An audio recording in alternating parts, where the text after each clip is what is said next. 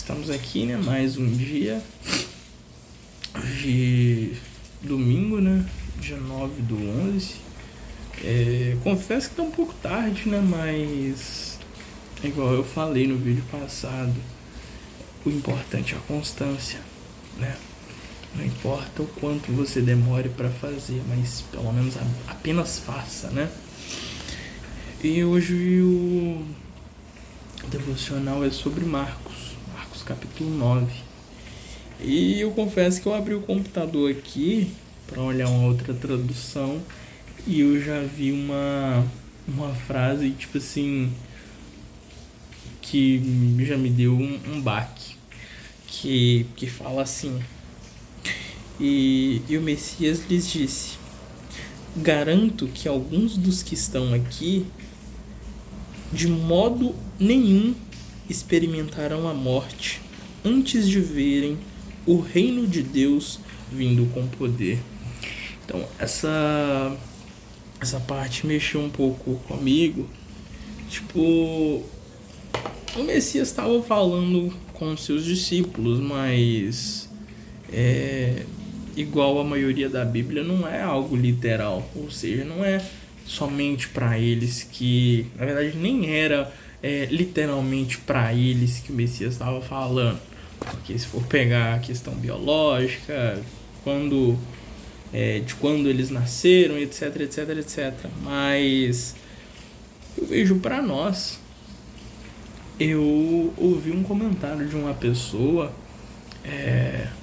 muito próxima a mim, que me falou algo que me deixou bastante, acho que, não sei se é impressionado a palavra certa, mas me deixou bastante assustado. E essa pessoa falou pra mim assim: tá, mas eu nem acredito que esse mundo vai acabar. Tipo assim, eu acho que isso é uma invenção, digamos assim. Não falou com essas palavras, mas foi o que deu a entender. Ou seja, são pessoas, e eu também era assim, que já se satisfizeram com esse mundo, sabe? Que é até irônico.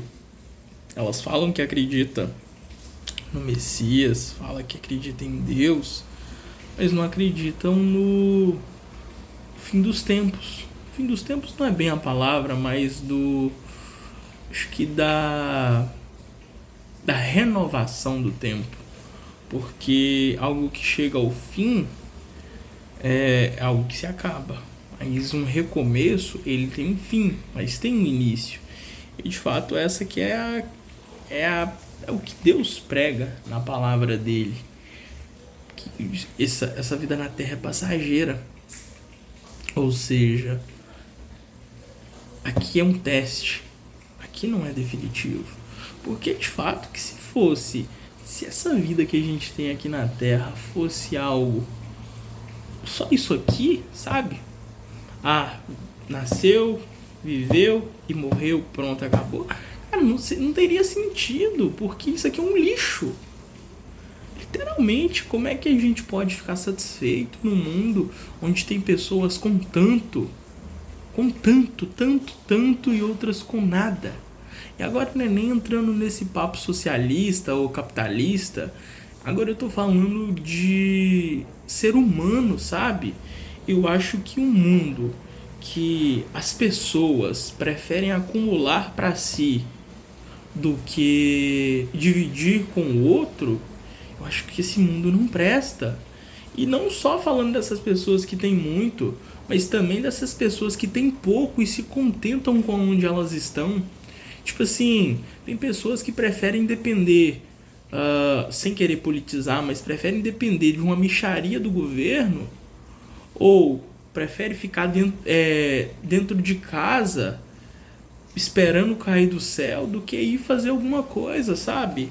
Então, não é só os ricos, digamos assim, financeiramente, que tem um pouco de culpa, mas os pobres também, porque é igual a parábola dos talentos fala: aquele que tem muito, e quer multiplicar, ele vai ser multiplicado. Já aquele que já tem pouco e não quer perder o pouco que tem, ou seja, não quer arriscar, quer ficar ali no mesmo lugar, ele vai perder aquilo. Então, parece um pouco confuso, sabe? Mas esse mundo é confuso. É interessante isso também, eu acho, tipo, igual você tá falando, essa questão de as pessoas, tipo, que quer ficar nesse mundo e que se contentou com isso. Isso bate muito contra o mandamento principal que Deus deixou, que é amar o próximo. Se a gente for prestar atenção, ele falou que a gente deve amar o próximo, ame ao próximo como a ti mesmo. Então, se eu quero coisas boas para mim, se eu quero todos os dias ter uma casa, ter um teto, se eu quero todos os dias poder me alimentar, poder tomar um banho, são coisas básicas que a gente tem e não presta tanta atenção e não valoriza. Se eu quero que os meus filhos tenham uma roupa boa, se eu quero ter conforto, então, se eu amo a mim, amo ao próximo como a ti mesmo, ou seja, deseja ao próximo aquilo que você tem também. Ou seja, é desejar ao próximo dignidade, assim como você tem. O que acontece hoje em dia, no mundo que a gente está vivendo, que inclusive a Bíblia já deixa bem claro que o mundo jaz do maligno, é que as pessoas elas já se contentaram com a mesmice. Então elas não enxergam o tão complexo esse mundo tá, tão ruim, porque elas só olham para si próprias. Então as pessoas, eu nem acredito, muita gente, eu nem acredito que o fim dos tempos vai acontecer. Eu acredito nisso, tá? Por quê? Porque as pessoas não conseguem enxergar o caos que está no mundo, porque elas só olham para si próprias. E nisso elas falham no primeiro mandamento. Isso é basicamente a pessoa não ter amor com os outros. Então como que a gente pode, como que o ser humano é tão egoísta ao ponto de tipo, não tô nem indo, não preciso de Deus restaurar o mundo. Tá tudo bem pra mim, pra que ele vai restaurar por conta de quê? Aí elas não conseguem enxergar o caos que as outras pessoas estão vivendo, sabe? Isso que a minha esposa fala é muito verdade. Então, às vezes, as pessoas, o amor do povo tá se esfriando, ou seja, eles não estão nem aí com o que os outros estão passando, desde que eles tenham uma vida boa. Foda-se se alguém tá passando fome, isso não é problema meu, é o que muitas pessoas pensam. Ou seja, por que o mundo precisa acabar e eu preciso perder o que eu tenho? Só porque outras pessoas não têm? Então isso é um pensamento muito egoísta. Então, só para finalizar, é muito isso.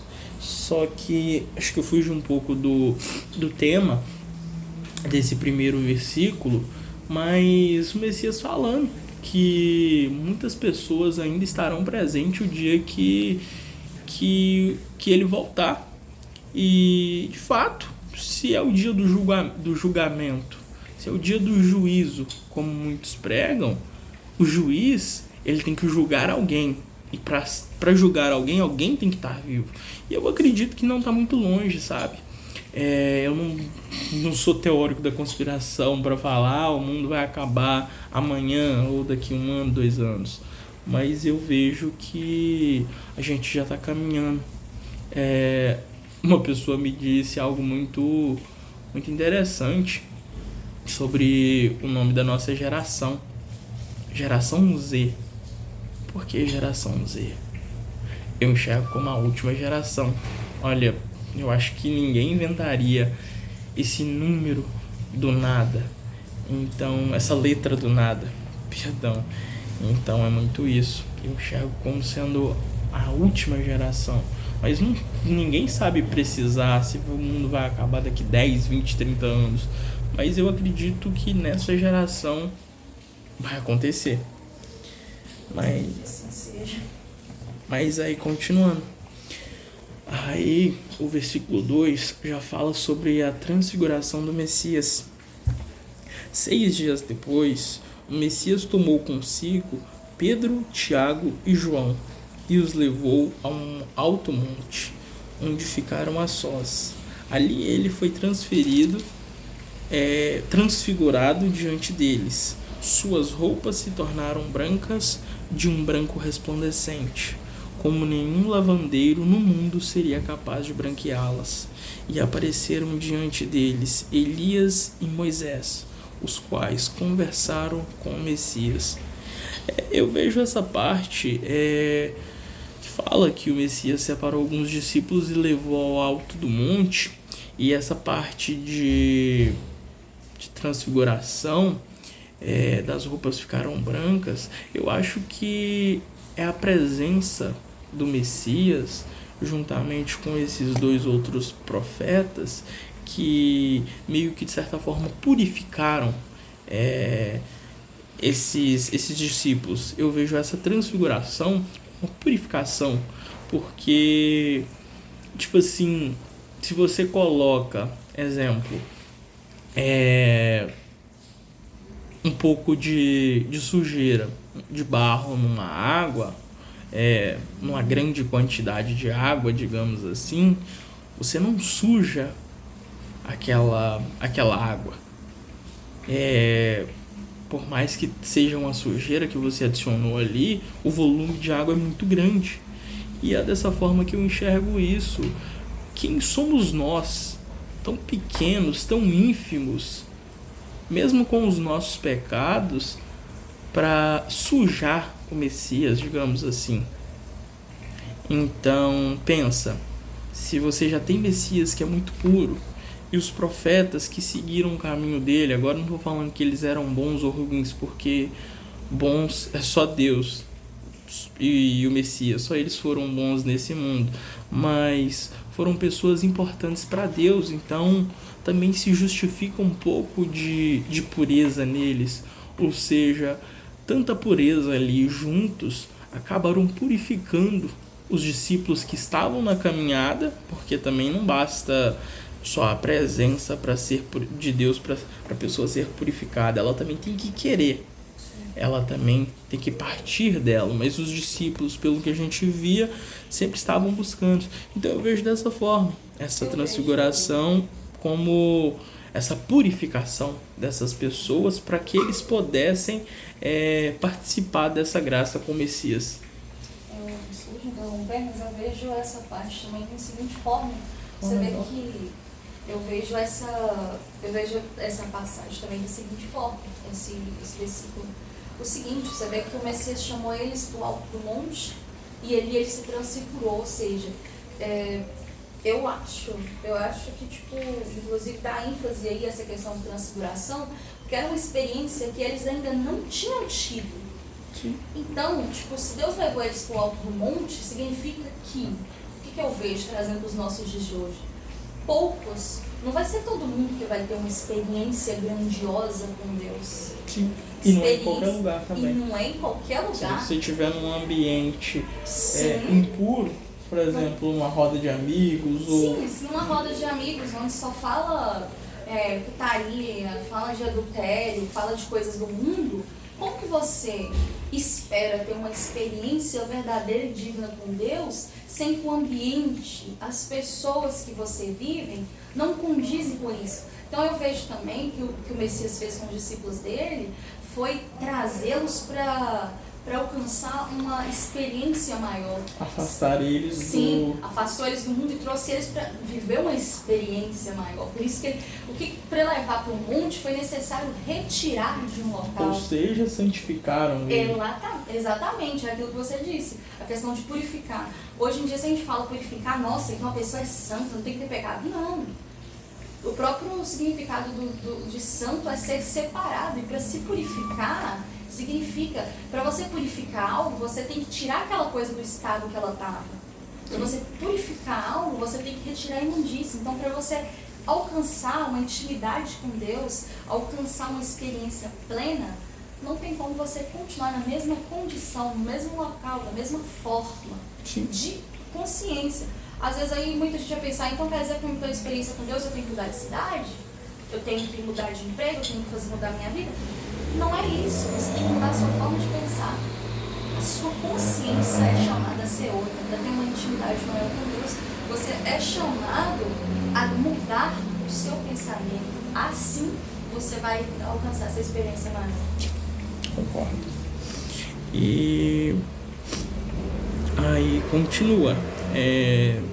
Então Pedro disse ao Messias: Mestre, é bom estarmos aqui. Façamos 3 tendas, uma para ti, uma para Moisés e uma para Elias. Ele não sabia o que dizer, pois estavam apavorados. A seguir apareceu uma nuvem e os envolveu, e dela saiu uma voz que disse: Este é o meu filho amado, ouçam-no. Repentinamente, quando olharam ao redor, não viram mais ninguém a não ser o Messias. Enquanto desciam do monte, o Messias lhes ordenou que não contassem isso a ninguém, o que tinham visto, até que o Filho do Homem tivesse ressuscitado dos mortos. Eles guardaram o assunto apenas entre si, discutindo o que significaria ressuscitar dos mortos. O que eu entendi aqui foi o seguinte: por que eles apareceram? Por que Moisés e Elias apareceram para os discípulos? Acredito que seja mais uma demonstração de milagre, mais uma demonstração de ressurreição também, porque sim, de ressurreição, digamos assim. Porque e depois Deus veio. Eu acredito que essa voz seja de Deus que veio das nuvens, sim, e disse: esse é o meu filho amado, ou seja, para que eles ainda não restassem dúvidas sobre de fato quem era o Messias. Acho que essa ressurreição desses 2 profetas e a confirmação de Deus era para validar o que os discípulos já achavam, entendeu?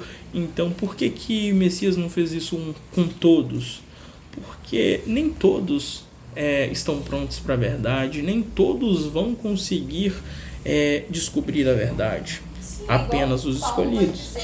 Paulo vai dizer que, igual aquela questão lá que o apóstolo Paulo fala sobre o leite, ele coloca o leite e o alimento sólido, que é uma metáfora que ele faz. Nem todos vão estar prontos para poder digerir o alimento sólido. Alguns ainda precisam do leite espiritual, que significa que nem todas as pessoas vão conseguir entender a complexidade. O que o Messias fez com Pedro, Tiago e João? Ele fez aquela demonstração que você pode ver que o que ele fez? Ele trouxe Elias e Moisés, que tinham morrido.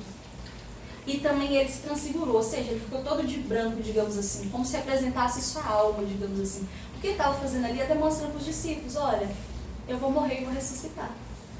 Sim. Porque você vai ver que depois disso, depois lá na frente, o Messias vai morrer e ressuscitar. Sim, eles não entenderam o que ele quis dizer com ressurreição. Sim. Eu confesso que me bateu um pouco da dúvida sobre essa questão da ressurreição nos dois. Porque acho que Elias, eu não estudei, mas fala que acho que Elias não foi morto, que subiu uma carruagem de fogo, teve algo do tipo. Então eu não trataria, me corrigindo, eu acho que eu não trataria. Não, acho que foi Elias também. Elias também, até que. Acho que foi Elias. Sim. Que depois dele, o sucessor dele foi Eliseu. Sim, é um negócio assim. Então eu não colocaria como ressurreição desses dois. Não, mas... eu falo ressurreição, eu falo tipo. Porque pra eles tinham morrido. Sim, assim, eu trataria como uma demonstração da graça divina. Exato.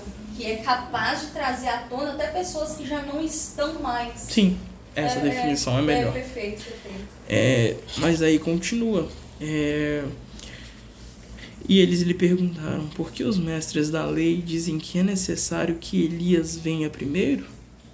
O Messias respondeu: de fato, Elias vem primeiro e restaura todas as coisas. Então, porque está escrito que é necessário que o Filho do Homem sofra muito e seja rejeitado com desprezo. Mas eu digo a vocês, Elias já veio e fizeram com ele tudo o que quiseram, como está escrito a seu respeito. Eu confesso que, como eu não tenho muito entendimento, eu não entendi a primeiro momento assim. Só que acho que buscando um pouco na mente, eu acredito que seja, porque os mestres da lei ainda meio que não concordam que pessoas importantes, digamos assim, já vieram. Por exemplo, os fariseus acham que Messias era um qualquer. Exato. Se a gente for olhar hoje em dia mesmo, os que se dizem judeus e verdadeiramente os que se dizem hebreus e não são, os que se dizem povo de Deus e não são, eles acreditam que o Messias nem veio ainda. Sim. Porque os fariseus, os religiosos, eles têm a dificuldade de enxergar graça em pessoas comuns. Para eles, para ser alguém que vai fazer a demonstração de Deus, tem que ser algo grandioso. Essa questão de Elias é porque Elias, ele pregou e tudo mais, e o povo, tipo, nem aí. Assim como aconteceu com Noé e etc. Só que Elias, o que Deus fez? Deus fez aquela demonstração lá, né, que derrubou o fogo do céu. Era Elias só contra, acho que 400 profetas de Jezabel. Então imagina pra você ver a pressão psicológica colocada em cima de Elias. E o problema todo tá aí. Essa frase traz um problema muito à tona. Muitas pessoas acreditam que esses profetas importantes e o Messias ainda não vieram de fato. Sim. Só que quando eles se assustarem, as coisas já vão chegar ao final. E não vão dar tempo mais de achar que sempre tem tempo. Então é muito isso. Eu vejo de uma forma até diferente, mas que casa com isso. A maioria das pessoas não é nem porque elas acham que eles não vieram, é porque elas acham que, tipo, é algo tão, assim, tão santo que não pode ser dito, é algo tão santo que não é comum. Por exemplo, quando a gente fala do Filho de Deus, nossa, é algo tão sobrenatural e etc. Não, ele se fez carne e habitou entre nós. Ele viveu como humano, eu não estou falando que ele foi um qualquer, de forma alguma. Ele é o Filho de Deus. Só que, tipo, as pessoas hoje em dia, elas têm uma dificuldade em conseguir, elas sobrenaturalizam tudo tem que ser sobrenatural. O profeta foi um ser sobrenatural, a gente não pode falar sobre ele de qualquer forma, digamos assim, ele é santificado, é isso, aquilo. Então, a maioria das pessoas, elas não se importam com essas coisas porque elas acham que é algo que é santo demais para ser sequer tocado na conversa. Sim, concordo. E aí continua o verso 14, que fala sobre a cura de um menino endemoniado. Quando chegaram onde estavam os outros discípulos, viram uma grande multidão ao redor deles e os mestres da lei discutindo com eles. Logo que todo o povo viu o Messias, ficou muito surpreso e correu para saudá-lo. Perguntou o Messias: "O que vocês estão discutindo?" Um homem em meio à multidão respondeu: "Mestre, eu te trouxe o meu filho que está com o espírito que o impede de falar. Onde quer que o apanhe, joga no chão e ele espuma pela boca, range os dentes e fica rígido. Pedi aos teus discípulos que expulsassem o espírito, mas eles não conseguiram." O Messias respondeu: "Ó geração incrédula, até quando estarei com vocês? Até quando terei que suportá-los? Tragam-me o menino." Aqui eu vejo um pouco o Messias criticando um pouco da falta de fé. Sim. Da falta de fé, tanto das pessoas quanto dos próprios discípulos que não conseguiram curar esse menino. E a gente tem que tomar um pouco de cuidado com essa falta de fé, que isso pode nos atrapalhar bastante, sabe? Então, a gente não sempre coloca na conta do vai acontecer, nossa, vou colocar nas mãos de Deus, vai dar certo. Sim, mas você também tem que fazer a sua parte. Sim, você pode ver que os fariseus estavam tudo ali, porque nossa, é demônio, o que a gente faz? É sobrenatural e etc. Aí fala que os próprios discípulos dele não foram capazes. Aí aqui na minha tradução tá: gente sem fé, até quando eu terei que estar entre vocês? Por quê? Porque o Messias estava ali presente em carne, para poder estar resolvendo essas questões. Mas ia chegar um tempo que ele não ia mais estar presente em carne. E aí, o que eles iriam fazer? Sim. O que ia acontecer? Como que ia ser tratada essa situação? Até quando a gente vai precisar que Deus resolva os nossos problemas? Todos os nossos problemas. Até quando a gente vai precisar de achar que tudo vai cair do céu? Sim. Porque, tipo, tem coisas, um exemplo aqui. Eu oro pra Deus.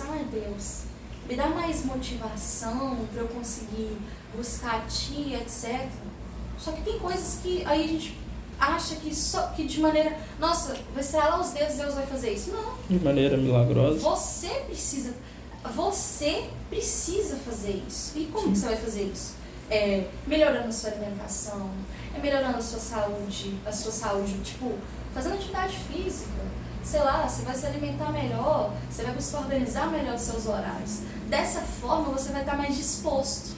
E se você estiver mais disposto, o que vai acontecer? Você vai conseguir ter mais motivação para fazer essas coisas. Então a gente não tem que estralar os dedos e achar que Deus vai resolver tudo. E aí continua.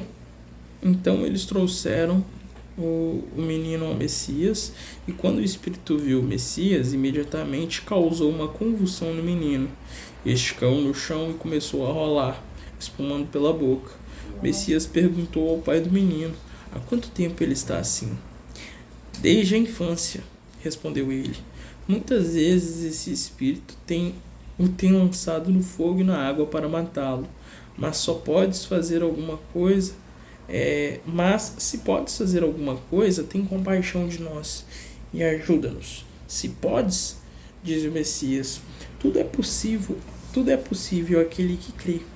Imediatamente o pai do menino exclamou: creio, ajuda-me a vencer a minha incredulidade. Quando o Messias viu que uma multidão estava se ajuntando, repreendeu o espírito imundo, dizendo: espírito mudo e surdo, eu ordeno que o deixe e nunca mais entre nele. O espírito gritou, agitou violentamente e o saiu. O menino ficou como morto, a ponto de muitos dizerem: ele morreu.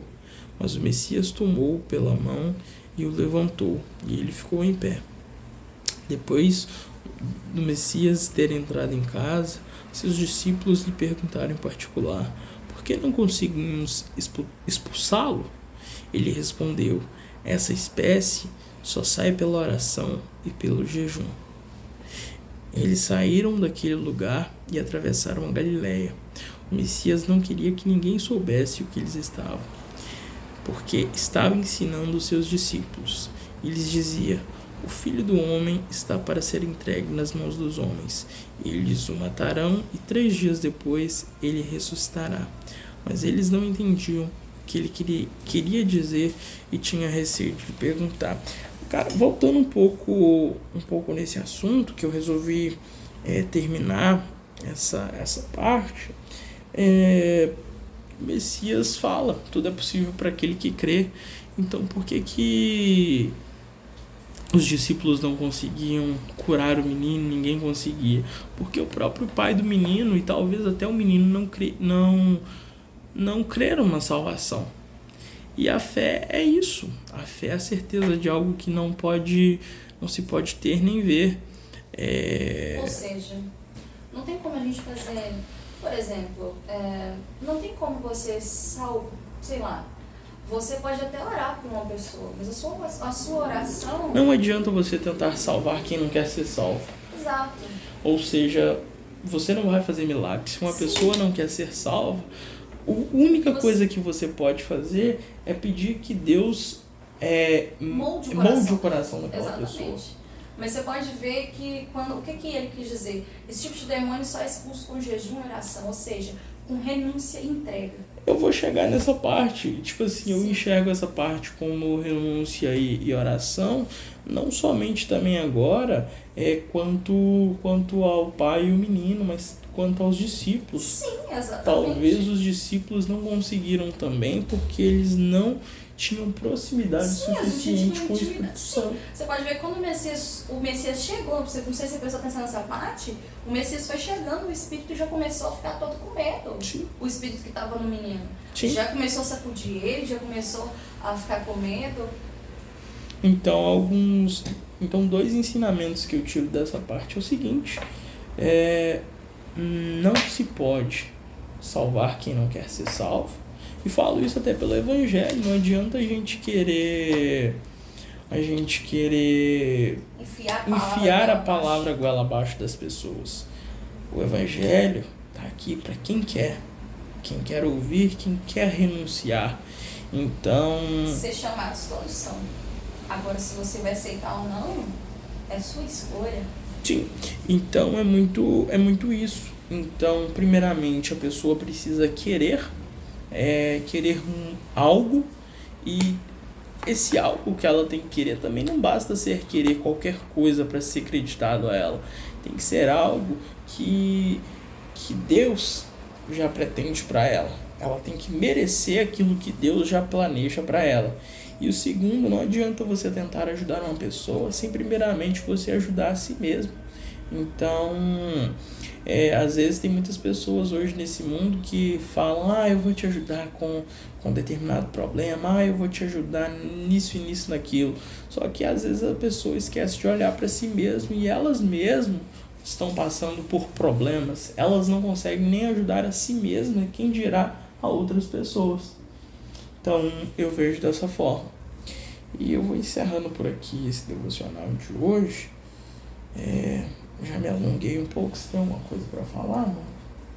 Não, eu acho que, em resumo, você pode ver que até aqui a gente pode resumir isso tudo como toda a experiência que Deus convidou o Messias convidou os seus discípulos de ter, e depois essa cura que ele fez para esse menino, trazendo para os nossos dias, é sempre nos chamar, buscar ter essa proximidade, porque para vencer os grandes problemas da vida, os grandes problemas eles não são vencidos só achando que Deus vai resolver tudo. Você Sim. tem que fazer a sua parte. Porque o próprio Messias, quando ele morreu, antes dele morrer, né, que ele fez os milagres, ele falou, vocês estão vendo? Se vocês crerem, vocês vão ordenar para aqueles montes para que eles se mexam, saiam do lugar, alguma coisa do tipo, eu não lembro bem como é o versículo, mas tipo assim, ele quis dizer que move montanhas. Exato, ele quis dizer, tem um versículo que ele fala, que se a gente crê, né, que os discípulos dele iam fazer coisas maiores do que as dele. Ou seja, nós temos essa oportunidade. Não Sim. porque nós somos bons, mas porque a fé move montanhas. Sim. Então, resumindo bem esse capítulo inteiro até o momento, eu vejo duas coisas. A primeira é que nem todas as pessoas vão perecer antes que o Messias volte. Ou seja, nós temos a oportunidade em vida de fazer por merecer a salvação, ser salvo. E não deixe para a última hora, porque ninguém sabe o dia que ele virá. Então, acorde um dia após o outro, tentando honrar e glorificar o nome dele, e não deixe para a última hora o que você pode fazer hoje. E também vejo, não deixe que a falta de fé te atrapalhe, te domine. Não deixe que a falta de fé tire sua salvação. Igual o pai do menino virou para o Messias e não falou na segunda parte, cure o meu filho. Necessariamente ele falou, me ajude a curar a minha incredulidade. Ou seja, primeiro me ajude a crer, me ajude a ter fé, me capacite a ter fé, para que aí sim nós possamos salvar o meu filho. Porque não é só o Messias querer, também a pessoa tem que querer. O evangelho é uma palavra viva. Ou seja, não é Deus estralar o dedo e as coisas acontecerem. Primeiro tem que partir da pessoa que quer ser ajudada. A pessoa tem que se permitir e acreditar naquilo. Então é muito isso. Não deixamos que a nossa falta de fé não permita que o Messias nos cure ou tire a nossa salvação.